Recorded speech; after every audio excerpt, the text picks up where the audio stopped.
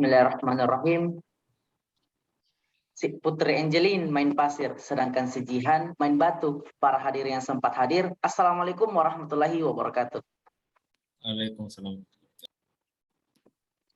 Kami dari kelompok 4 yang terdiri dari Ardenelli dengan NIM 022, Aan Himawan Syam dengan NIM 042, Muhammad Haram Hakim dengan NIM 050, Nur Afifah Lukman dengan NIM 056, serta Zahra Safia Kadar dengan NIM 078. Pada kesempatan kali ini kami akan mempresentasikan hasil tugas kelompok kami yang diberikan langsung oleh Ibu Sri Alia Ekawati STMT dengan judul Pujian atau Sarkas Wisata Seribu Lubang di Kecamatan Petalasang, Kabupaten Goa.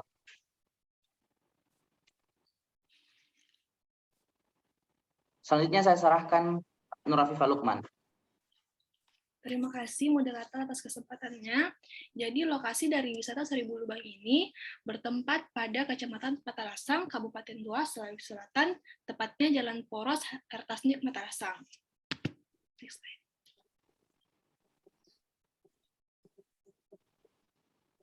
Jadi Petalasang sebagai tempat strategis karena yang pertama itu Petalasang merupakan jalan yang selalu kita lalui jika kita ingin menuju ke Malino yang merupakan tempat wisata yang paling terkenal di Goa. Lalu yang kedua juga telah ada rencana pemerintah untuk memindahkan ibu kota Goa dari Sumber Minasa ke Petalasang. Selanjutnya saya serahkan ke moderator.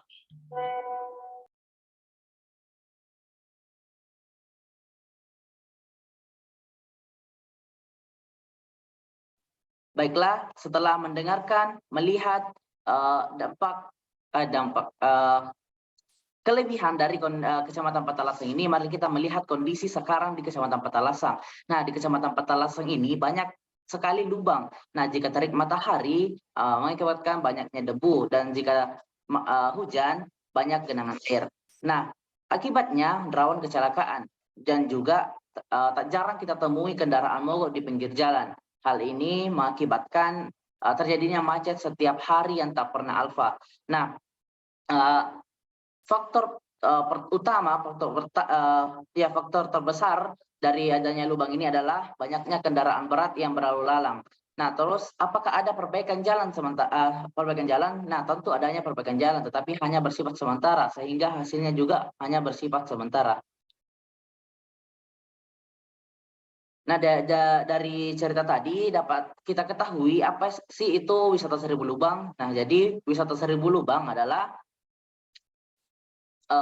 karena banyaknya lubang di Kecamatan Petalasang ini. Nah, asal mula dari kata wisata Seribu Lubang ini adalah sarkasme dari pemuda di Kecamatan Petalasang yang menyinggung pemerintah untuk segera menindaklanjuti keadaan atau banyaknya lubang di Petalasang ini.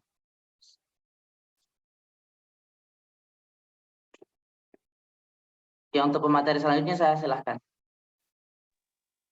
Baik, nama saya Ardianelli dengan NIM D101211022. Di sini saya akan menjelaskan tentang beberapa faktor penyebab terjadinya kerusakan jalan. Nah, kita sebagai pengguna jalan tentu menginginkan jalan yang berkualitas baik. Pembangunan jalan raya yang buruk akan menyebabkan kerusakan dini pada konstruksi jalan. Kerusakan jalan raya seperti jalan berlubang, jalan amblas, dapat membahayakan bagi pengguna jalan, terutama pengendara sepeda motor, karena dapat mengakibatkan kecelakaan lalu lintas, sehingga diperlukan penanganan segera terhadap kerusakan jalan.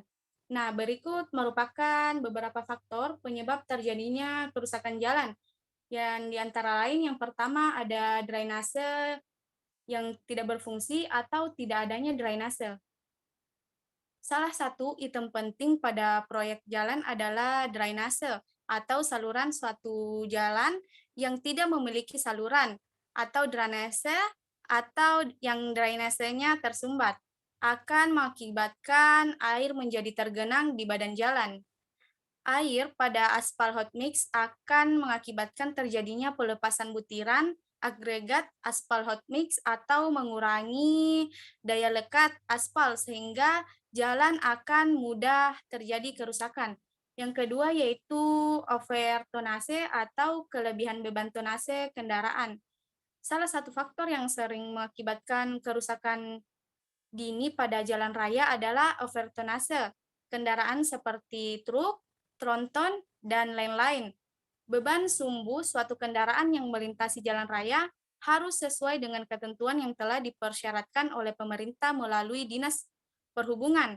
Oleh karena itu, diperlukan peran fungsi dari jembatan timbang dan jenis kendaraan melewati jalan sesuai dengan kapasitas dan tipe yang kendaraan dipersyaratkan. Selanjutnya yaitu faktor bencana alam.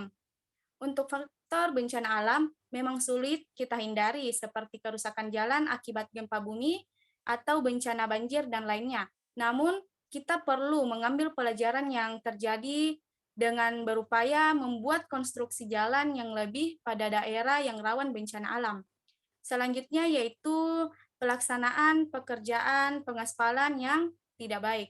Untuk menghindari kerusakan dini pada jalan, pelaksanaan pekerjaan pengaspalan harus diperhatikan, seperti jumlah passing suhu aspal saat penghamparan, tebal aspal hot mix yang dihampar, dan yang lain. Nah, yang terakhir, tidak dilakukan perawatan jalan secara berkala. Jalan yang telah mulai mengalami kerusakan apabila ditangani dengan segera akan menyebabkan kerusakannya semakin parah. Oleh karena itu, diperlukan perawatan jalan secara berkala oleh instansi terkait agar tidak membahayakan masyarakat pengguna transportasi, terutama pengendara sepeda motor. Baik, sekian dari saya. Selanjutnya saya serahkan kepada moderator. Saya sarankan materi ketiga yaitu Aan Himansyam. Kepada Aan Himansyam dipersilahkan. Baik, terima kasih atas kesempatannya. Saya akan menjelaskan tentang dampak dari kerusakan jalan. Yang pertama ada kemacetan. Jadi karena adanya kerusakan jalan ini tentu jalur lalu lintas akan terhambat karena semua orang akan berusaha menghindari jalan rusak tersebut sehingga menimbulkan kemacetan. Yang kedua ada kecelakaan. Dampak yang terjadi di jalanan akibat kondisi jalan yang buruk antara lain terjadinya peningkatan angka kecelakaan yang terjadi karena pengendara yang terperosok lubang yang ada di jalan atau karena menghindari kerusakan yang terjadi. Kemudian yang ketiga ada kenyamanan.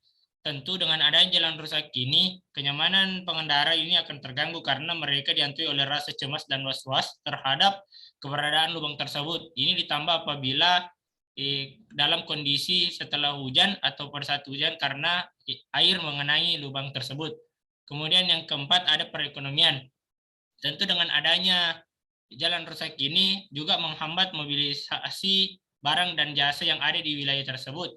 Sehingga karena barang dan jasa tersebut terhambat, maka dari itu tingkat ekonomi masyarakat di wilayah tersebut juga terhambat. Kemudian di sisi lain, kendaraan yang melewati jalan tersebut akan membutuhkan biaya yang lebih besar untuk perawatan kendaraan mereka dibandingkan dengan kendaraan yang melewati jalan bagus.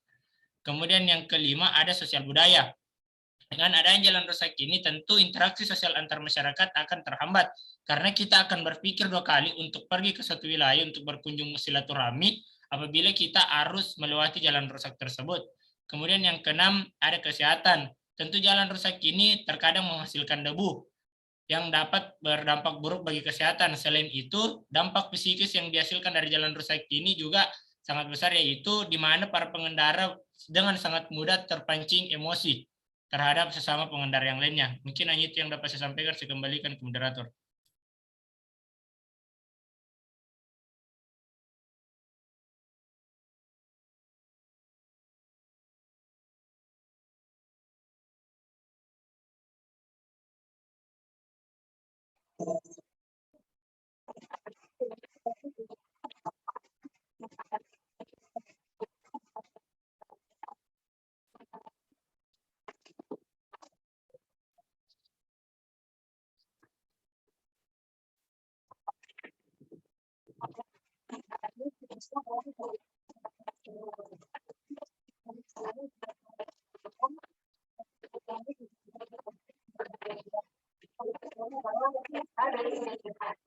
yang kemudian disahkan sebagai beratnya berat kendaraan yang dipakai dari ini berkoordinasi dengan memperkuat bahan atau beban infrastruktur yang kuat untuk kendaraan berat. Yang kedua ada retak. Nah, retak ini disebabkan karena buruknya sistem drainase di sekitar air jalan. Hal ini dapat diatasi dengan memperbaiki drainase jalan sehingga air hujan ataupun air yang dapat mengalir dengan baik. Yang ketiga ada lubang ludah.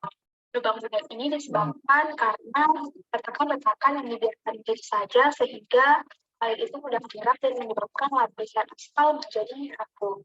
Ini dapat diatasi dengan menggunakan lapisan pengikat atau tutup pada jalan-jalan yang berlubang. Yang keempat ada distorsi. Distorsi atau perubahan bentuk pada jalan ini disebabkan karena lemahnya lapisan tanah dan juga kurang optimalnya pemadatan pada lapisan fondasi.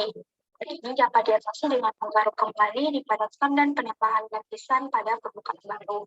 Dan yang terakhir adalah persisan yang umumnya disebabkan karena penggunaan agregat yang tidak bagus terhadap roda-roda kendaraan. Hal ini dapat diatasi dengan menutup area permukaan jalan dengan bulas, pasir, dan juga latas bun. Adapun saran yang dapat kami berikan untuk ini adalah melakukan yang terkait seperti ombudsman sebagai lembaga pengawas pelayanan publik. Hal ini dilakukan agar bentuk kekecewaan terhadap pelayanan infrastruktur, utamanya jalan, dapat disampaikan secara tepat sasaran dan dapat ditindaklanjuti secara transparan dan sesuai pada kewenangannya. Sekian, saya kembalikan kepada moderator.